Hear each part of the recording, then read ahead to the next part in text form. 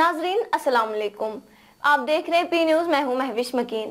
पेश है दिन भर की कुछ अहम खबरें। पहले सुर्खियों पर एक नजर। अवाम ने 400 सीटों का दावा करने वालों को किया मुस्तरद। डॉक्टर फारूक अब्दुल्ला। मीरवाइज कश्मीर उमर फारूक फिर से घर में नजरबंद। अंजुमन औकाफ का इजहार तशवीश। एनडीए मुल्क की आवाज है, साबिक वजीर दाखिला अमित शाह। ईवीएम मुर्दा है या जिंदा, नरेंद्र मोदी ने अपोजिशन को निशाना बनाया। बांडीपोरा में स्कूल बस को हादसा, उस्मान मजीद ने किया गहरे सदमे का इजहार। पट्टन में सड़क हादसा, 60 साल शख्स हलाक, ड्राइवर गाड़ी समेत गिरफ्तार। और जेडीयू मरकज में जम्मू कश्मीर को रियासत का दर्जा देने का मामला उठाएगी जीएम शाहीन। अब खबरें तफसील के साथ। नाज़रीन, नेशनल कॉन्फ्रेंस के सदर डॉक्टर फारूक अब्दुल्ला ने कहा है, अवाम ने अपना फैसला देकर आइन की हिफाजत की है और 400 सीटों का दावा करने वालों को मुस्तरद करके अपने वोट से एक मजबूत अपोजिशन बना डाली, जो हुक्मरान टोले को मुल्क के साथ मजीद खेलने की इजाजत नहीं देगी। आइन है वो बच गया और उन्होंने ये दिखा दिया कि ताकत लोगों की है, लोग ही ताकत रखते हैं और ये साबित हो गया। ये बहुत बड़ी चीज़ है, बहुत बड़ी कामयाबी है। ये लोगों के पास और कुछ नहीं है, ये वोट है जिससे वो लोगों को उठाते हैं, जिससे लोगों को गिराते हैं और इसे साबित कर। वो जो चिल्लाते थे 370 400 पार,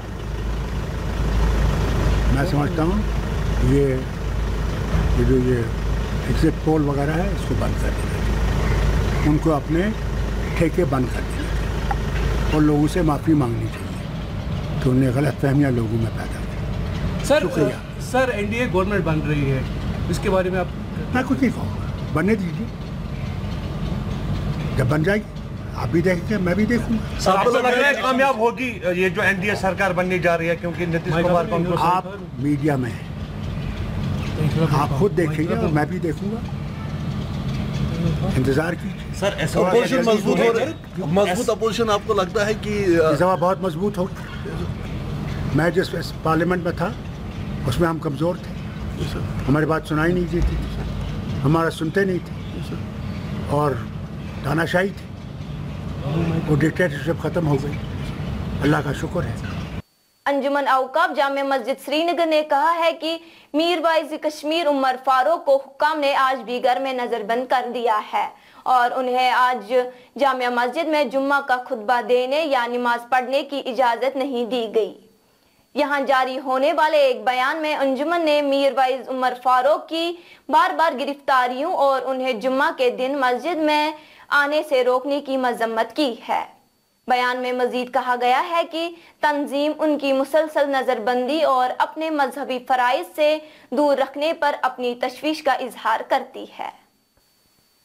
मरकजी वजीर दाखिला अमित शाह ने कहा है कि वजीर आजम नरेंद्र मोदी को लोकसभा का लीडर, बीजेपी और एनडीए पार्लिमानी पार्टी का लीडर नामजद करने की तजवीज मुल्क की आवाज है। एनडीए की पार्लिमानी मीटिंग में अमित शाह ने कहा, ये तजवीज न सिर्फ यहाँ बैठे लोगों की ख्वाहिश है, ये मुल्क के 140 करोड़ लोगों की तजवीज है। ये मुल्क की आवाज है कि पीएम मोदी अगले 5 साल तक मुल्क की क़यादत करे। इस मौके पर राजनाथ सिंह ने कहा है कि वजीर आजम नरेंद्र मोदी की मौसर हुकूमत की वजह से एनडीए हुकूमत को पूरी दुनिया से पेशराई मिली। वहीं नरेंद्र मोदी ने अपोजिशन इंडिया ब्लॉक पर तनकीद की और कहा कि जब नताइज का ऐलान किया गया तो वो फिक्रमंद थे कि आया इलेक्ट्रॉनिक वोटिंग मशीन यानी ईवीएम मुर्दा है या जिंदा है। मोदी ने कहा कि 4 जून से पहले अपोजिशन लगातार ईवीएम पर इल्जाम लगा रहे थे और वो हिंदुस्तान के जमहूरी अमल से लोगों का एतमाद खत्म करने के लिए पुरअज़म थे। मैं सोच रहा था कि ये लोग ईवीएम का जनाजा निकालेंगे। उन्होंने कांग्रेस पार्टी पर भी निशाना लगाते हुए कहा, 10 साल बाद भी कांग्रेस 100 सीटों के एदाद व शुमार को नहीं छू सकी। अगर हम 2014, 2019 और 2024 के इंतखाबात को यकजा करें तो कांग्रेस को उतनी सीटें भी नहीं मिली जितनी बीजेपी को इस इलेक्शन में मिली है। तो मैंने किसी को पूछा, यार ये तो ठीक है आंकड़े वांकड़े, तो मुझे ये बताओ कि ईवीएम जिंदा है कि मर गया?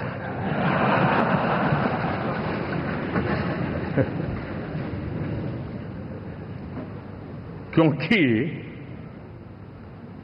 ये लोग तय करके बैठे थे कि भारत के लोकतंत्र और लोकतंत्र की प्रक्रिया के प्रति विश्वास ही लोगों का उठ जाए, और लगातार ईवीएम को गाली देना।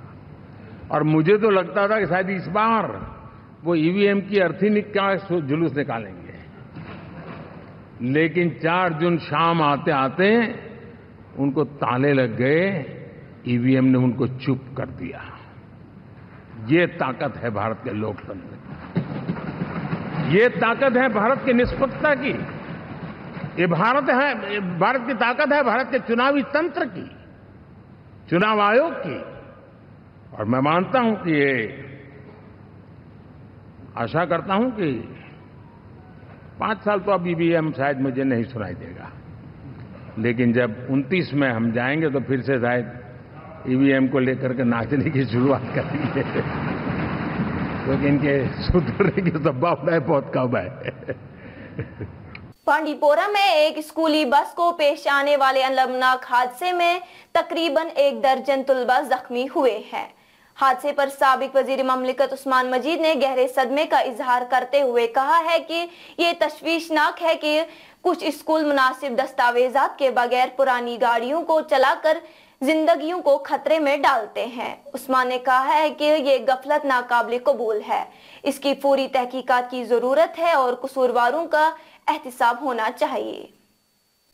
वहीं पट्टन इलाके का एक 60 साल शख्स जुम्मा की सुबह एक सड़क हादसे में हलाक हो गया। तफसीलात के मुताबिक सिंहपोरा के गुलाम हसन डार नामी बुजुर्ग को एक गाड़ी ने टक्कर मारकर शदीद जख्मी कर दिया। अगरचे मकामी लोगों ने उन्हें फौरी तौर ट्रॉमा अस्पताल पट्टन पहुंचा दिया, ताहम डॉक्टरों ने उसे मुर्दा करार दिया। वहीं पुलिस ने मुलजिम को गिरफ्तार किया और गाड़ी कब्जे में ले ली गई। जनता दल यूनाइटेड के यूटी सदर जीएम शाहीन ने कहा है कि मरकज में एनडीए हुकूमत के कयाम के बाद जम्मू कश्मीर को रियासत का दर्जा मिलेगा। शाहीन ने कहा है कि जेडीयू, जो कि बीजेपी की एक अहम पार्टनर है, जम्मू कश्मीर को रियासत का दर्जा देने का मामला वजीर आजम नरेंद्र मोदी के सामने पेश करेगी। काबिल जिक्र बात यह है कि शाहीन ने नई दिल्ली में नीतीश कुमार समेत जेडीयू के सरकर्दा लीडरों के साथ मुलाकात से वापसी के बाद श्रीनगर में प्रेस से खिताब करते हुए किया। एक काफी अहम मुद्दा है जम्मू कश्मीर के लोगों के लिए, वो है स्टेटहुड, और जिसमें मेरे प्रेसिडेंट ने, मेरे लीडरशिप ने मेरे को यकीन दिलाया कि आने वाले दिनों में ये सब चीजें कैबिनेट में डिस्कस की जाएगी, लीडरशिप के सामने डिस्कस किया जाएगा, और जल्द अज जल्द जो है जम्मू कश्मीर को स्टेटहुड दिया जाएगा। लेकिन हमने जो कहा कि बिफोर इलेक्शंस कि आपको स्टेटहुड मिले, ताकि चीफ मिनिस्टर एक वजनदार चीफ मिनिस्टर बने आपका। नाजरीन, इसी के साथ खबरों का ये शुमारा इख्तिताम को पहुंचा। अगले शुमारे में आपसे फिर मुलाकात होगी। घर खुदा लाया। पी न्यूज को लाइक, शेयर और सब्सक्राइब जरूर कीजिएगा। दीजिए अपनी मेजबान महविश मकीन को इजाजत। खुदा हाफिज।